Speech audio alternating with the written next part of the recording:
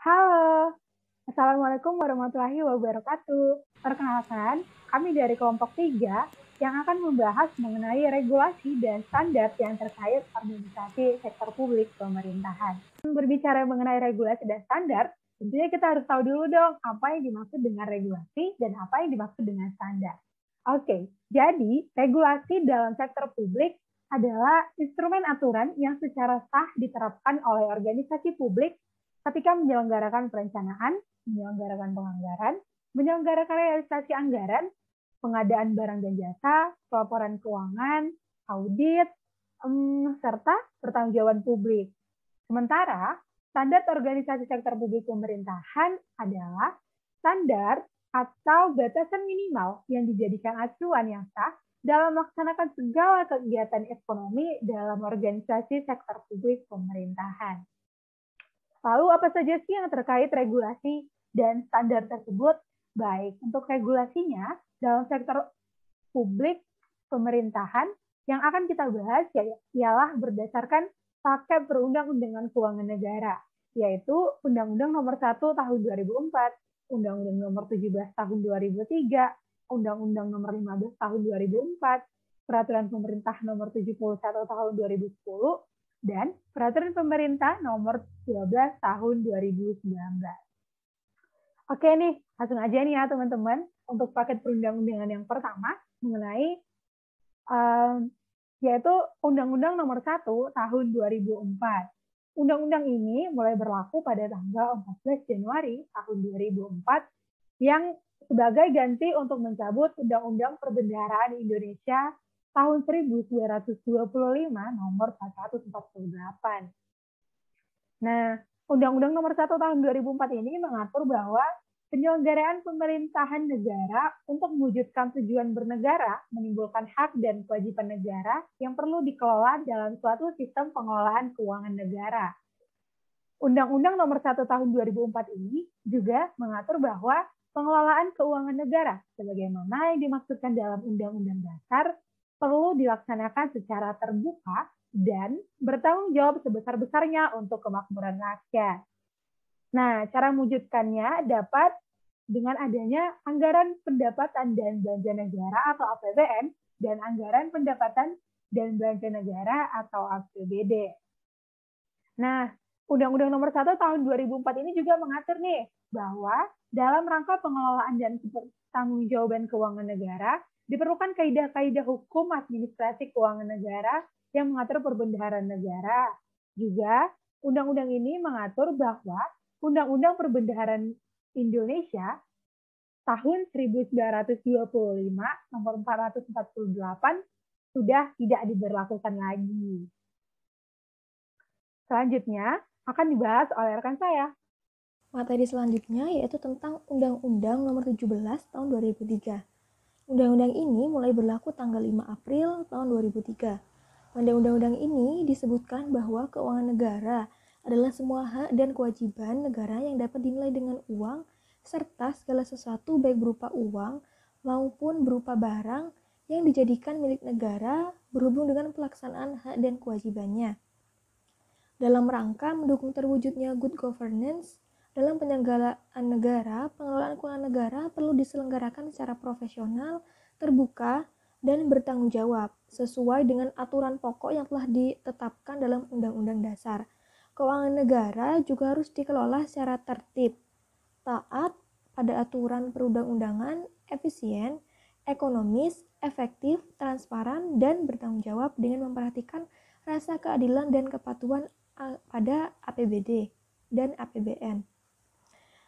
Fungsi dari APBN dan APBD itu sendiri adalah yang pertama otorisasi.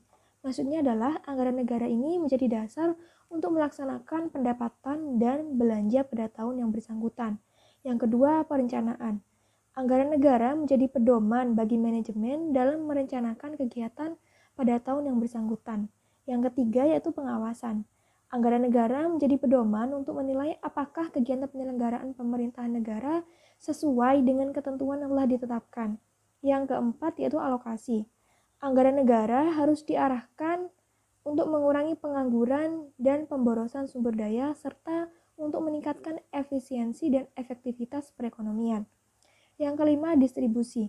Maksudnya adalah kebijakan negara harus memperhatikan rasa keadilan dan kepatuhan. Yang keenam, stabilisasi. Maksudnya adalah anggaran pemerintah ini menjadi alat untuk memelihara dan mengupayakan keseimbangan fundamental perekonomian. Selanjutnya, semakin luas dan kompleksnya kegiatan pengelolaan keuangan negara, perlu diatur ketentuan mengenai hubungan keuangan antara pemerintah dan juga lembaga-lembaga infra atau supranasional.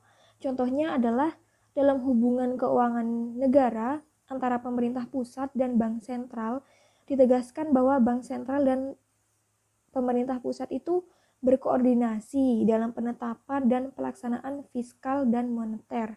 Presiden selaku kepala pemerintahan memegang kekuasaan pengelolaan keuangan negara sebagai bagian dari kekuasaan pemerintahan. Presiden perlu menyampaikan rancangan undang-undang tentang pertanggungjawaban pelaksanaan APBN kepada DPR berupa laporan keuangan yang telah diperiksa oleh Badan Pemeriksa Keuangan selambat-lambatnya dalam kurun waktu 6 bulan setelah tahun anggaran berakhir, yang meliputi laporan realisasi APBN, neraca, laporan arus kas, dan catatan laporan atas keuangan yang dilampiri dengan laporan keuangan perusahaan negara dan badan lainnya.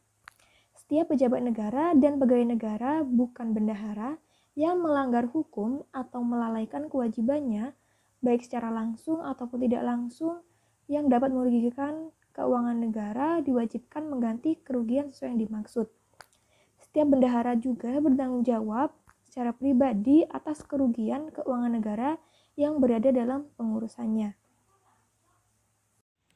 Yang selanjutnya yaitu Undang-Undang Nomor 15 Tahun 2004 tentang Pemeriksaan, Pengelolaan, dan Tanggung Jawab Keuangan Negara. Undang-undang ini terdiri dari 8 bab dan 29 pasal. Dasar pemikiran ditetapkannya undang-undang ini adalah untuk mewujudkan pengelolaan keuangan negara sesuai dengan ketentuan yang telah ditetapkan dalam Undang-Undang Nomor 17 Tahun 2003 tentang Keuangan Negara dan Undang-Undang Nomor 1 Tahun 2004 tentang Pembendaharaan Negara. Perlu dilakukan pemeriksaan oleh suatu badan pemeriksa keuangan yang bebas dan mandiri, sebagaimana yang telah ditetapkan dalam Pasal 23E Undang-Undang Dasar Republik Indonesia tahun 1945. Agar BPK dapat mewujudkan fungsinya secara efektif, dalam undang-undang ini diatur hal-hal pokok yang berkaitan dengan pemeriksaan, pengelolaan, dan tanggung jawab keuangan negara sebagai berikut. Yang pertama yaitu pengertian pemeriksaan dan pemeriksa, lingkup pemeriksaan, standar pemeriksaan, kebebasan dan kemampuan dalam pelaksanaan pemeriksaan, akses pemeriksaan terhadap informasi, kewenangan untuk mengevaluasi pengendalian intern, hasil pemeriksaan dan tindak lanjut, pengenaan ganti kerugian negara, sanksi pidana. Implikasi undang-undang ini adalah wewenang BPK untuk memeriksa atas pengelolaan dan tanggung jawab mengenai keuangan negara.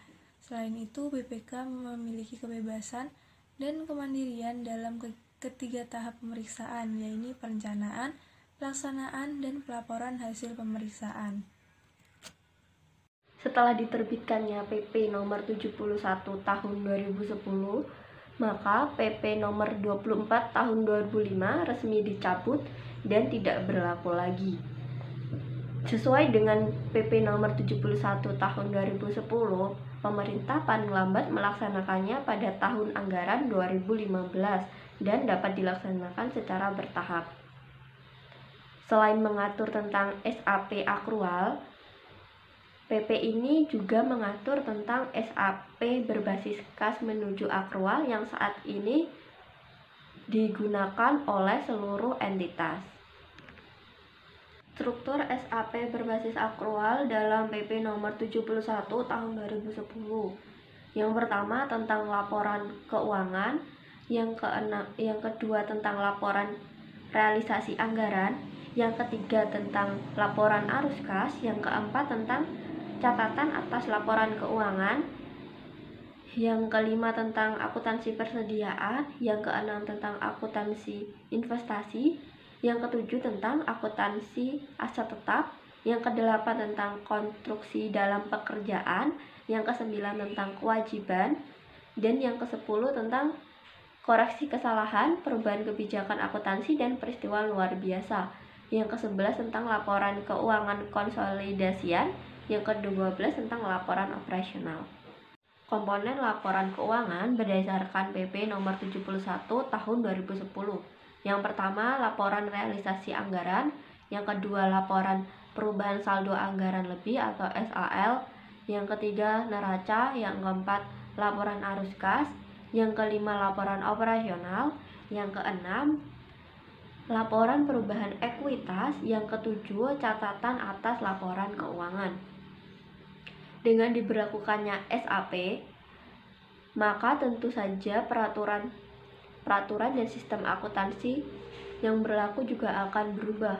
Maka perlu ditingkatkan kapasitas dan kemampuan SDM, karena selain memang SAP akrual ini memberikan informasi keuangan lebih baik, juga implementasinya lebih rumit daripada SAP berbasis kas menuju akrual. Nah, masih dalam paket perundang-undangan yang selanjutnya akan dibahas bersama saya, Pak Zora Sinaga, yaitu paket perundang-undangan Peraturan Pemerintah Nomor 12 Tahun 2019. Nah, peraturan pemerintah ini mulai berlaku pada tanggal 12 Maret tahun 2019. Pada saat peraturan pemerintah ini mulai berlaku, Peraturan Pemerintah Nomor 58 Tahun 2005 tentang pengelolaan keuangan daerah dicabut dan dinyatakan tidak lagi berlaku. Peraturan pelaksanaan dari peraturan pemerintah ini harus ditetapkan paling lambat 2 tahun sejak terhitung peraturan pemerintah ini diundangkan. Dasar hukum peraturan pemerintah ini adalah pasal 5 ayat 2 Undang-Undang Dasar Negara Republik Indonesia tahun 1945, kemudian Undang-Undang Nomor 33 tahun 2004 tentang perimbangan keuangan antara pemerintah pusat dan pemerintah daerah, dan Undang-Undang Nomor 23 tahun 2014 tentang pemerintah daerah. Nah, peraturan pemerintah ini mengatur mengenai lingkup keuangan daerah yang meliputi antara lain pajak dan retribusi daerah, kewajiban daerah, penerimaan dan pengeluaran daerah, kekayaan daerah yang dikelola sendiri atau pihak lain, maupun kekayaan pihak lain yang dikuasai oleh pemerintah daerah. Selain itu, dalam peraturan pemerintah ini mengatur juga mengenai pengelola keuangan daerah, mengatur juga mengenai APBD, penyusunan rancangan APBD, penetapan APBD, pelaksanaan dan penatausahaan APBD, laporan realisasi, akuntansi dan pelaporan keuangan pemerintah daerah, penyusunan rancangan pertanggungjawaban APBD, kekayaan daerah dan utang daerah, badan layanan umum daerah, penyelesaian kerugian keuangan daerah, informasi keuangan daerah, hingga pembinaan dan pengawasan pengelolaan keuangan daerah.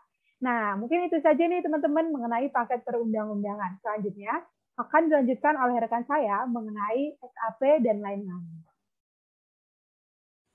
Nah, berikutnya yaitu ada standar akuntansi pemerintah atau sering kita sebut dengan SAP. Nah, standar akuntansi pemerintah ini merupakan hasil dari Undang-Undang Nomor 71 Tahun 2010 yang berbunyi prinsip-prinsip akuntansi yang diterapkan dalam menyusun dan menyajikan laporan keuangan pemerintah. Standar akuntansi sangat diperlukan untuk menjamin konsistensi dalam pelaporan keuangan. Nah, jika ada standar akuntansi yang tidak memadai, maka timbullah implikasi negatif berupa rendahnya reliabilitas dan objektivitas informasi yang disajikan. Nah, berikut ada beberapa hal yang harus diperhatikan dalam penetapan standar akuntansi. Yang pertama yaitu ada standar memberikan pedoman tentang informasi yang harus disajikan dalam laporan posisi keuangan. Tidak hanya laporan posisi keuangan, tapi juga ada kinerja, aktivitas sebuah organisasi, dan seluruh pengguna informasi. Kemudian yang kedua yaitu ada standar memberikan petunjuk dan aturan tindakan bagi autor yang memungkinkan pengujian secara berhati-hati dan independen saat menggunakan keahlian dan integritasnya. Kemudian yang ketiga ada standar memberikan petunjuk tentang kumpulan data yang perlu disajikan dengan kaitan berbagai variabel yang patut dipertimbangkan dalam bidang perpajakan, regulasi, dan perencanaan, serta ekonomi dan peningkatan efisiensi ekonomi, serta tujuan sosial lainnya. Kemudian yang terakhir yaitu standar akuntansi menghasilkan prinsip dan teori yang penting bagi seluruh pihak dalam disiplin ilmu akuntansi. Nah, selanjutnya ada apa sih ruang lingkup standar akuntansi pemerintah ini? Nah, standar akuntansi pemerintah ini diterapkan dalam lingkup pemerintahan, yaitu pemerintah pusat, pemerintah daerah, dan satuan organisasi di lingkungan pemerintah pusat atau daerah. Jika menurut peraturan perundang-undangan, satuan organisasi yang disebut yaitu yang wajib menyajikan laporan keuangan. Sesuai dengan peraturan yang berlaku saat ini yaitu peraturan PP nomor 71 tahun 2010. Nah, menurut Kutipan Nordiawan tahun 2009, adapun ruang lingkup standar akuntansi pemerintah atau SAP ini mengacu pada kerangka konseptual. Nah, sebenarnya kerangka konseptual ini ada apa aja sih dan membahas apa saja? Nah, yang pertama yaitu ada kerangka konseptual, yang kedua yaitu ada akuntansi pemerintah, yang ketiga ada penggunaan kebutuhan informasi dan pengguna, yang keempat ada entitas akuntansi dan entitas pelaporan, yang kelima ada peranan dan tujuan pelaporan keuangan, komponen pelaporan keuangan, standar hukum. Kemudian yang enam ada asumsi dasar, karakteristik kualitatif yang mencantumkan manfaat informasi dalam laporan keuangan, prinsip-prinsip, serta kendala informasi akuntansi. Kemudian yang terakhir yaitu ada unsur-unsur yang membentuk laporan keuangan, pengakuan, dan pengukurannya. Selain ruang lingkup, dan di sini adanya pentingnya standar akuntansi pemerintah, yaitu menurut PP nomor 24 tahun 2005, standar akuntansi pemerintah ini sudah harus diterapkan untuk penyusunan dan laporan keuangan pada tahun 2005. Artinya bahwa penyajian laporan keuangan tahun 2005 ini sudah harus disesuaikan dengan standar akuntansi pemerintah atau SAP. Hal ini juga serupa pada PP nomor 71 tahun 2010 yang menyatakan bahwa standar akuntansi pemerintah berbasis akrual sudah harus diterapkan untuk penyusunan laporan pada tahun anggaran 2010. Yang selanjutnya yaitu materi International Public Sector Accounting Standard atau IPSAS. IPSAS sendiri adalah standar akuntansi bagi sektor publik yang berlaku secara internasional dan dapat dijadikan acuan oleh seluruh dunia untuk mengembangkan standar akuntansi khusus di sektor publik di negaranya. IPSAS bertujuan untuk meningkatkan kualitas dalam melaporkan keuangan sektor publik, menginformasikan secara lebih jelas pembagian alokasi sumber daya yang dilakukan oleh entitas sektor publik, dan meningkatkan transparansi dan akuntabilitas sektor publik.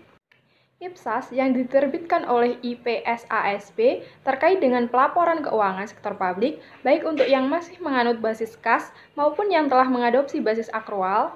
IPSAS yang berbasis akrual dikembangkan dengan mengacu kepada IFRS, standar akuntansi bisnis yang diterbitkan oleh International Accounting Standard Board. Sepanjang ketentuan di dalam IFRS dapat diterapkan di sektor publik. Menurut IPSAS, laporan keuangan akrual secara umum setidaknya terdiri dari yang pertama yaitu Statement of Financial Position, yang kedua Statement of Financial Performance, yang ketiga Statement of Change in Net Asset or Equity, yang keempat Cash Flow Statement, yang kelima yaitu Accounting Policies and Note to the Financial Statement. Materi selanjutnya membahas tentang standar pemeriksaan keuangan negara atau SPKN. Membahas tentang standar pemeriksaan keuangan negara, setidaknya ada 4 pertanyaan mendasar yang berkaitan dengan SPKN, yaitu apa yang dimaksud SPKN? Secara ringkas, standar pemeriksaan keuangan negara yang selanjutnya disingkat SPKN merupakan patokan untuk melakukan pemeriksaan, pengelolaan, dan tanggung jawab keuangan negara. Pertanyaan yang kedua, SPKN berlaku untuk siapa? Dijelaskan dalam pasal 4 SPKN, standar pemeriksaan keuangan negara berlaku untuk semua pemeriksaan yang dilaksanakan terhadap entitas, program, kegiatan, serta fungsi yang berkaitan dengan pelaksanaan pengelolaan dan tanggung jawab keuangan negara yang memiliki tingkat keyakinan memadai. Selanjutnya dijelaskan dalam pasal 5 SPKN, Standar pemeriksaan keuangan negara berlaku bagi yang pertama, BPK, yang kedua, akuntan publik atau pihak lainnya yang melakukan pemeriksaan atas pengelolaan dan tanggung jawab keuangan negara untuk dan atas nama BPK. Yang ketiga, akuntan publik yang melakukan pemeriksaan keuangan negara berdasarkan ketentuan undang-undang. Dan yang terakhir, aparat pengawasan internal pemerintah yang melakukan audit kinerja dan audit dengan tujuan tertentu. Pertanyaan ketiga, sejak kapan SPKN diberlakukan? Pada awalnya, BPK telah menyusun standar pemeriksaan pertama kali pada tahun 1995 yang disebut Standar Audit Pemerintahan atau SAP. Seiring dengan perubahan konstitusi dan peraturan perundang-undangan di bidang pemeriksaan, pada tahun 2007, BPK menyusun standar pemeriksaan dengan nama Standar Pemeriksaan Keuangan Negara. Yang keempat, apa yang menjadi dasar diberlakukannya SPKN? Undang-Undang Nomor 15 Tahun 2004 merupakan dasar diberlakukannya SPKN, yang mana dalam undang-undang tersebut menyebutkan standar pemeriksaan merupakan patokan untuk melakukan pemeriksaan, pengelolaan, dan tanggung jawab keuangan negara. Standar-standar pemeriksaan keuangan negara tersebut terdiri dari standar umum, standar pelaksanaan, dan standar pelaporan pemeriksaan yang wajib dipedomani oleh BPK atau pemeriksa keuangan lainnya. Mungkin cukup sekian presentasi dari kelompok 3. Kurang lebihnya mohon maaf. Wassalamualaikum warahmatullahi wabarakatuh.